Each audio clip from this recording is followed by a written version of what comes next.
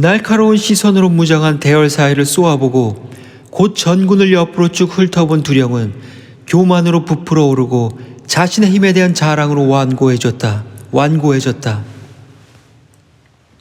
인간은 창조된 이래로 이런 규모의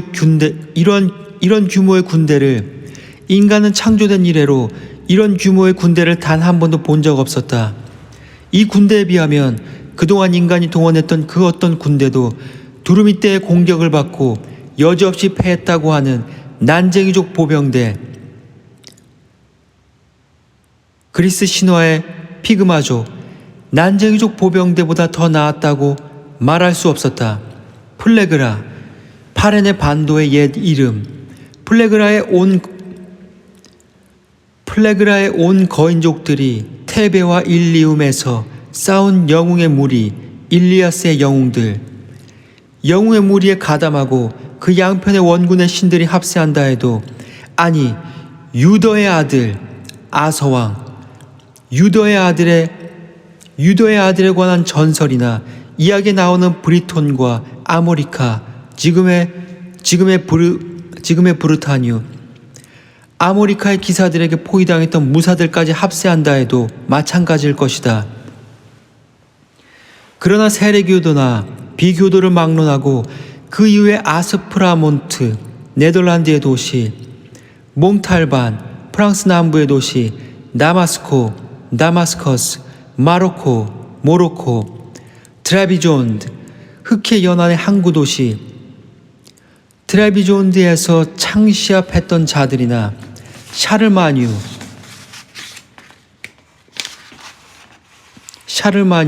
서로마 제국의 황제,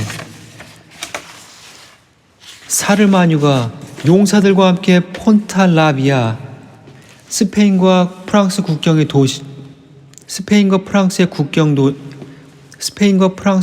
요새, 폰탈라비아에서 쓰러졌을 당시 비세르트, 튀니지의 도시, 비세르트가 아프리카 해안에서 파견한 자들까지 다 합친다 해도 인간들의 용맹과는 비교가 안 될 정도였다. 그들은 무서운 지휘관의 명령에 따랐다. 형체와 거동이 누구보다 당당하고 뛰어난 그는 탑처럼 서 있다. 그의 모습에는 본연의 광채가 아직 살아있고 타락한 대천사임을 한눈에 알 수 있었지만 영광은 이미 찾기 힘들었다. 솟아오르는 태양이 안개 낀 지평선의 하늘에 햇살을 흡수당한 채 얼굴을 내밀 때 같기도 하고, 어두운 월식 때 달 뒤에서 지구의 반쪽 세상 사람들에게 불길하고 희미한 빛을 던져 변고에 대한 두려움으로 제왕들을 당황하게 할 때 같기도 했다. 그와 같이 빛이 없어도 무리 위에 두드러지게 광채를 발한다. 하지만 그 얼굴엔 우레의 상흔이 깊이 새겨졌고 거친 뺨에는 수심이 어렸다. 하지만 그것은 굴하지 않는 용기와 복수를 위한 조심스러운 자존심이 눈썹 아래 가려졌다. 시선은 잔인하지만 연민과 동정의 기색이 엿보인다. 그의 죄의 동반자, 아니 추종자라 할 수 있는 그들이 예전에는 행복해 보이더니 이제 영원한 고통만의 운명에 처한 것을 보면 그의 과오 때문에 수백만이 영원한 하늘을 잃었고 그의 반역 때문에 영원한 빛으로부터 추방된 것이다. 영광은 시들었어도 그들은 충성스럽게 서 있다. 하늘로부터의 불이 참나무 숲이나 소나무를 내리칠 때 위쪽이 다 타서 가지와 잎을 잃고서도 황량한 벌판에 꿋꿋이 서 있는 모습처럼, 그가 말하려 하자 그들은 그 겹쳐진 대열과 좌우익을 구부림으로써 그를 비롯하여 상천사들을 반쯤 에워싸고 주목한 채 침묵에 잠긴다.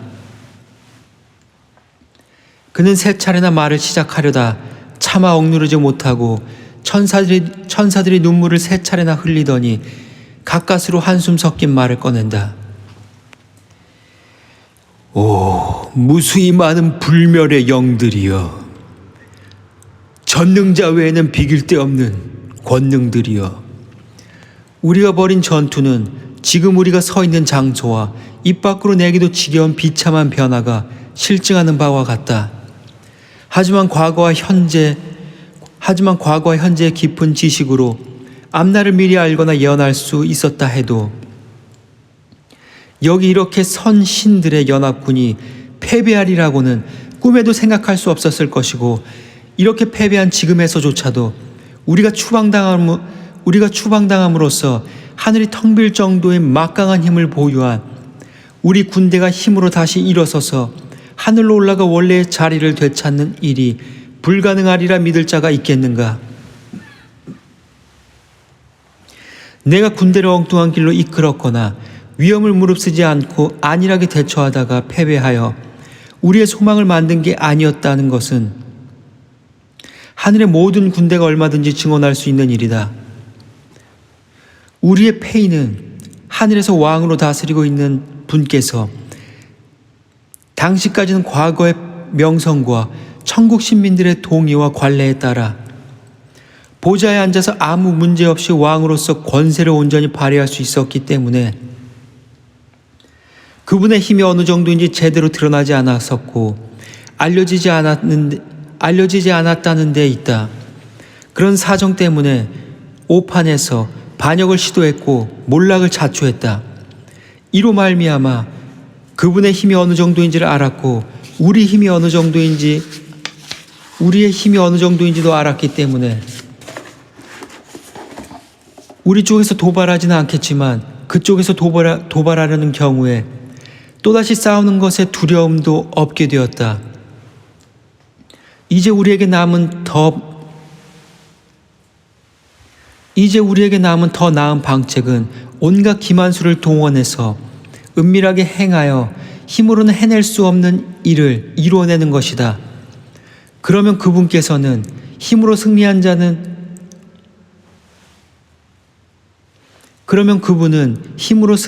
자신의 적을 절반만 이긴 것일 뿐임을 알게 될 것이다.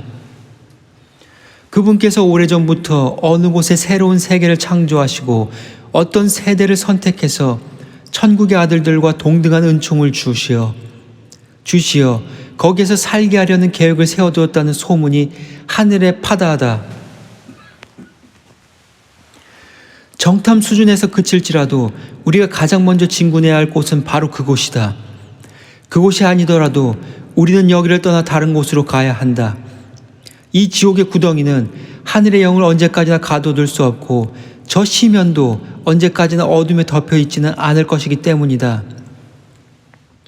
이러한 생각은 실행하기 전에 충분한 논의를 통해 숙성되어야 한다. 평화는 있을 수 없다. 우리 중에서 항복을 선택할 자는 아무도 없을 것이기 때문이다. 그러므로 전쟁이다. 다만 우리는 전쟁을 은밀하게 진행할지 공개적으로 진행할지를 정해야 한다. 그 말이 끝나자 수백만의 번뜩이는 칼이 호응했다. 힘센 케루빔의 허리에서 뽑혀 갑작스런 광희는 지옥의 구석구석을 고루 비춘다. 그들은 지존자를 향한 분노를 폭발시켜 손에 쥔 무기로서 소리나는 방패를 난타하여 진격의 함성을 올리고 하늘의 궁룡을 향해 도전의 소리를 지른다.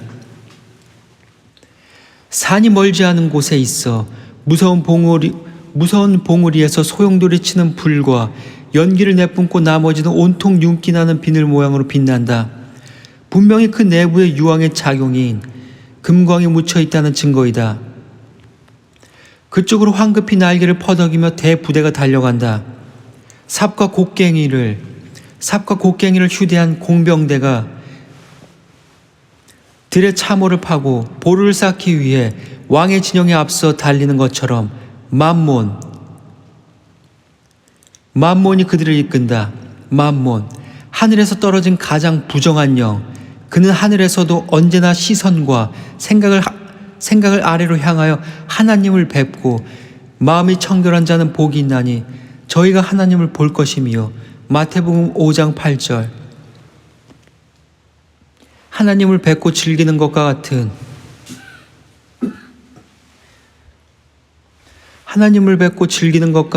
같은 거룩하고 성스러운 것보다는 황금을 밟는 성에 기름 맑은 유리 같은 정금이더라.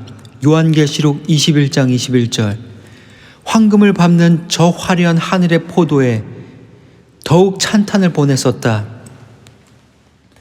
처음에는 사람들도 그의 인도와 암시를 받아 땅 속을 뒤지고 그냥 묻어두는 것이 좋을 뻔한 보물을 찾기 위해 불경스러운 손으로 어머니인 대지의 내장을 마구 파헤쳤다.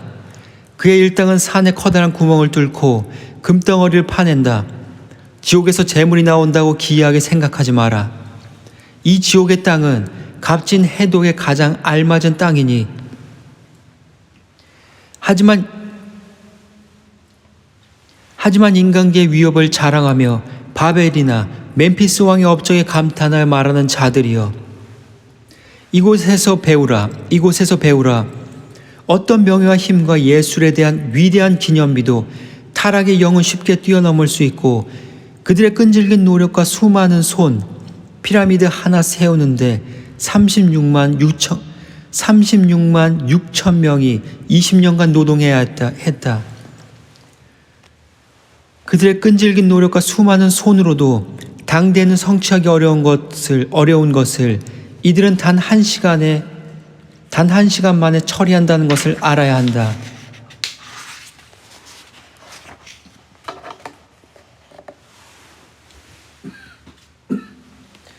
두 번째 무리는 근처 들판에서 구멍을 많이 뚫고 묘한 기술로 원강 덩어리를 녹이며 종별로 나누고 거기에 떠있는 찌꺼기를 걸러내고 있다.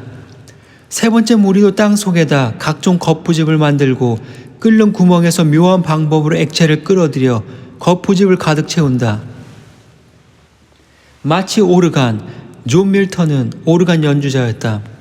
마치 오르간 건반이 한 줄기 바람을 받아들여 한 줄로 늘어선 파이프에 이를 보내주는 것처럼 이윽고 땅 속에서 거대한 건물 하나가 안개 피오르듯 솟아난다. 절묘하고 조화된 음향과 달콤한 가락에 따라 신전처럼 세워져 사방에 벽주와 도리스식 기둥이 줄줄이 늘어서고 그 위를 황금 처마가 덮는다. 거기에서 부조된 박공과 조각대가 있고 지붕은 황금빛 만자 무늬로 꾸며져 있다. 지붕은 황금빛 만자 무늬로 꾸며져 있다. 바빌론도 카이로도 이런 웅장함을 보여주지 못했다. 이집트와 아시리아가 부와 사치를 경쟁하던 시절에 자신들의 신이었던 벨루스와 세라피스, 이집트의 죽음의 신, 세라피스의 신전과 자신들의 왕궁을 가장 화려하고 웅장하게 지었어도 그 모든 것의 영광도 이 건물에는 미칠 수 없었다. 땅에서 올라오고 있던 이 거대한 건물은 장엄한 높이여서 고정되고 청동빛 문짝들이 열리니 그 안쪽에 바닥이 평평하고 드넓게 펼쳐져서 윤기가 흐르는 큰 공간이 있었고 활처럼 굽은 아치형 지붕에는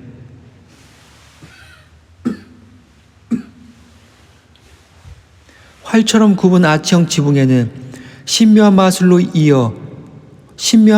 이어단 별 같은 등불과 활활 타오르는 횃불이 수없이 줄을 지어 성례유와 역청유로 불부터 하늘에서 내리는 것처럼 빛을 내쏜다. 무리는 감탄하여 불이 나게 들어와 혹자는 건축사 만몬을 칭찬한다. 그의 솜씨는 일찍이 하늘에서도 알려진 바 있다.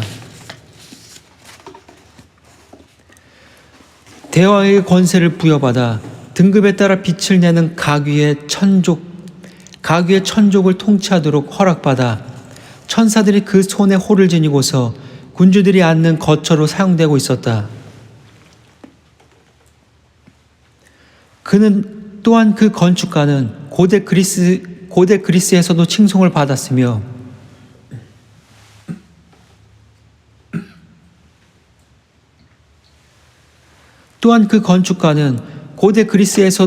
받았으며 아우소네스 땅에 살던 사람들은 그를 물키베르, 브레신 불카노스, 브레신 불카누스 중에 하나, 그를 물키베르라 불렀다. 전하는 바에 따르면 노한 제우스가 내던진 그는 하늘에서 수정의 성벽 너머로 곧장 떨어졌는데 아침부터 한낮부터 이슬 내리는 저녁까지 여름 하루해를 떨어져 지는 해와 함께 삼중천에서 유성처럼 에게해의 렘노스 섬에 떨어졌다 한다. 사람들은 그렇게 말하지만 잘못한 것이다. 사실 그는 반역의 무리와 함께 오래전에 하늘에서 떨어졌다. 하늘에서 높은 건물을 수없이 지은 것도 그에게 아무런 도움이 되지 못했고 온갖 국리를 다해 모면하려 했으나 소용없었다. 그는 하늘에서 내던져져 지옥으로 곤두박질 친 후에 이 지옥에 자신의 근면한 패거리와 함께 건축물을 번듯하게 지어놓았다. 이때 날개 달린 전령들이 주권자가 시키는 대로 엄숙한 의식과 나팔 소리로 전군에 포고한다. 사탄과 그 무리의 본거지인 만신전에서 장중한 회의가 개최될 것임을 전군에 선포한다.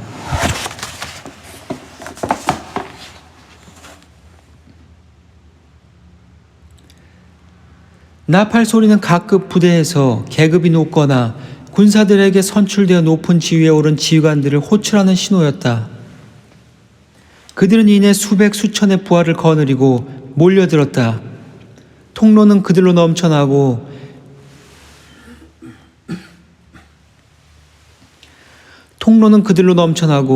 문과 커다란 현관, 특히 드넓은 대청은 술탄 앞에서 무장한 용사들이 말을 타고 이교의 최고 기사들과 죽을 때까지 싸우거나 마상창 시합을 하던 들판에서 지붕을 씌운 것 같은 거대한 중앙 로비는 수많은 군사로 가득 들어차서 지상에서나 공중에서나 날개짓하는 소리로 요란하다. 그것은 봄날 태양이 황소자리와 함께 수레를 타고 달릴 때 별들이 수많은 새끼를 벌집 주위에 낳아놓으며 그것들이 맑은 이슬과 꽃 사이를 이리저리 날아다니는 것 같기도 하고 혹은 지프로 만든 성곽 밖 새로 향유를 칠해 반들반들한 널빤지 위로 밀려나 나란 일을 논의하는 것 같기도 하다. 이렇게 하늘의 무리가 잔뜩 몰려들어 혼잡을 이룬다. 마침내 신호를 내리니 실로 기이하다. 지금까지 지상의 거인 아들들보다 더 커 보이던 그들이 가장 작은 난쟁이보다 더 작아져 비좁은 방에 빽빽히 몰려든다. 인도의 산 히말라야, 인도의 산 너머에 산다는 소인족인가? 그렇지 않으면 깊은 밤 숲속이나 샘가에서 축제를 늦게 돌아가는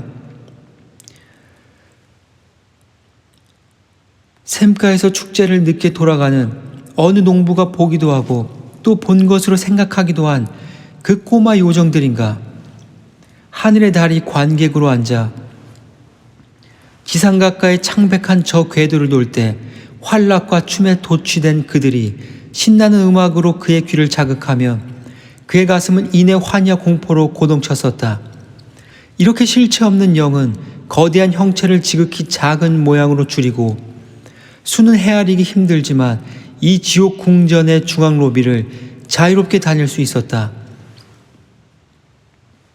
하지만 만신전 내부의 깊숙한 곳에서는 원래 크기를 그대로 지닌 스랍 천사들과 그룹 천사들로 이루어진 군주들이 밀실에 모였다. 잠시 침묵이 흐른 다음 소집문이 낭독되고 대회의는 시작되었다.